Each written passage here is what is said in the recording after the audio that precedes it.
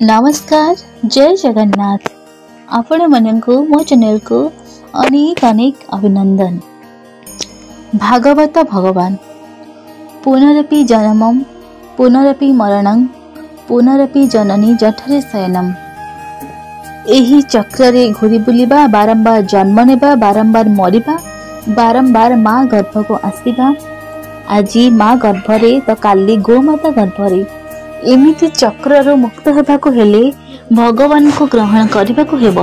भगवत आमको जीवन कौन सिखांती, तद्वारा किए मुक्त हो जाती तो किए मृत्यु चक्र को मारी अमर हो जाती। एठी परीक्षित जन्म होई ब्रह्म अभिशाप पाई तक्षक नाग द्वारा दंशित होई मृत्यु को जय करी परम धाम को प्राप्त करिसेंती। भगवत आम जीवन को मृत्यु को भाव को परिस्थिति परिवेश स्थान मन वृद्धि विवेक परिवार प्रियजन आत्मा प्रेतात्मा जीव जंतु पानी पवन गछ लता समस्त को सुधारी थांती।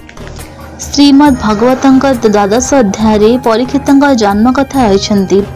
उत्तरा परीक्षित जन्म देले शिशु जन्म हेबा क्षणी चारिआडे को चाहिबार लागिले। मातार गर्भरे जो चतुर्भुज पुरुष को देखिले एबे बाहर को आसी से तांको देखिबा को पाउनांती। चतुर्दिग को तन्न तन्न करी से तांको खोजिबा को खोजुछंती। से दिव्य पुरुष कुआडे गले। हे भगवत प्रेमी परीक्षित कथा सुनिबा पूर्वरु जहाँ सुनिले ए सबु परीक्षितଙ୍କ पूर्वभाषा। पुत्र संतान जन्म हेबा क्षणी युधिष्ठिर भविष्य द्रष्ट पंडित ब्राह्मण को डाकी कोष्ठी निरूपण कले। पुअर भविष्य कौन हेबो? परीक्षितଙ୍କ भविष्य देखागला।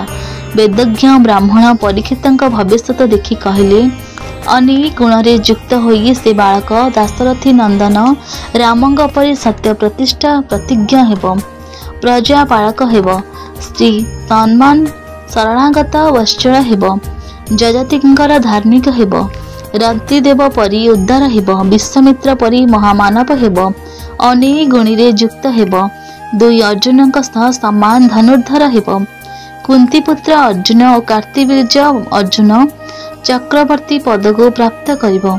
किंतु ब्राह्मण पुत्र अभिशाप फल तक्षक दंशनर एहार मृत्यु हेबो। एहा सुनी पांडव चिंतित हेले।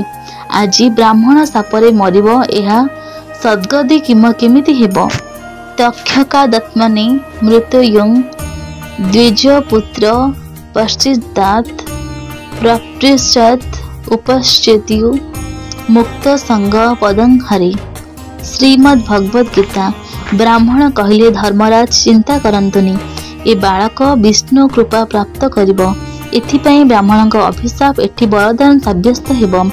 ब्रह्मनिष्ठ सद्गुरुଙ୍କ चरण रे जाई 7 दिन रे श्रीमद् भागवतम को श्रवण करी परम गति को प्राप्त करिबो। एहा जीवात्मार अंतिम जन्म बोली स्पष्ट जना पड़ुछि। एहांकर शरणागत होई महाराज परीक्षित डरिगले। ब्रह्मनिष्ठ सद्गुरुଙ୍କ चरण रे जाई 7 दिन रे श्रीमद् भागवतम को श्रवण करी परम गति को प्राप्त करिबे। ए जीवात्मार अंतिम जन्म बोली स्पष्ट कण पड़ुछि। एहांकर शरणागति होई महाराज परीक्षित डरिगले। ए हेउछन्ति सेही भागवत भगवान, जीवर गुरु शाखा सहोदर त्राणकर्ता स्वामी सर्वशक्तिमान सर्वसमर्थ वासुदेव। एकाधारे कहले से ही जीवर सर्वस्व। किंतु जीव मायारे आच्छादित होई एकथा बुझी पारे नहीं। चारिआडे मंदिर मस्जिद गिर्जा रे तथा सारा संसार रे खोजिबे तांको किंतु पाए नहीं। से परम पुरुष भगवान वासुदेव जे जीवर हृदयकंदर रे विराजमान। किंतु जीवर निज उपरे न विश्वास थाए, ना से केबे ही निज हृदय को अनुभव करे। सभिंके भगवान कथा द्वारा जीवन को अनुभव करिबा, से ही परम पुरुष को निज हृदय रे अनुभव करि परिबा। ताहाले एही पर आपणा निज पर मु मोर भावरे मुक्त होई परिबा। जिते बेले संकीर्ण भावरे मुक्त हेबा, सभिंको भल पाइबा। आम अजाणते केते बेले आम भितरु अहिष्णुता दूर होई आम दृष्टिकोण मध्य परिवर्तन हो सारिथिबो।